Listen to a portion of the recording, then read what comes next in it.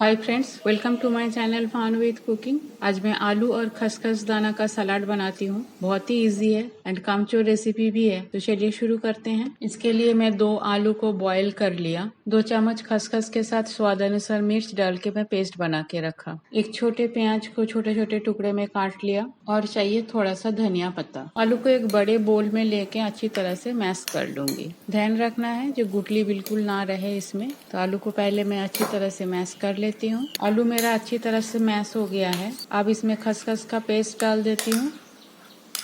प्याज भी डाल दूंगी, धनिया पत्ता, नमक अपना टेस्ट के अनुसार और डालनी है मस्टर्ड ऑयल। यहाँ कोई और तेल आप डाल सकते हो, पर मस्टर्ड ऑयल में इसका टेस्ट अच्छा आता है। अब सारी चीजों को अच्छी तरह से मिक्स कर लेती हूँ। इसको आप ऐसे ही नॉर्मली छोटे मोटे भूख में खा सकते हो, दाल चावल के साथ खा सकते हो। एंड सबसे बड़ी बात है, जिस दिन खाना बनाने का बिल्कुल मन नहीं करता है, तबीयत थोड़ा सा खराब होती है, तो इसको आप आराम से बना सकते हो। मिक्सिंग मेरा हो गया है। अब सर्व करने के लिए एक छोटे बोल में थोड़ा सा सलाद निकाल लेते हैं।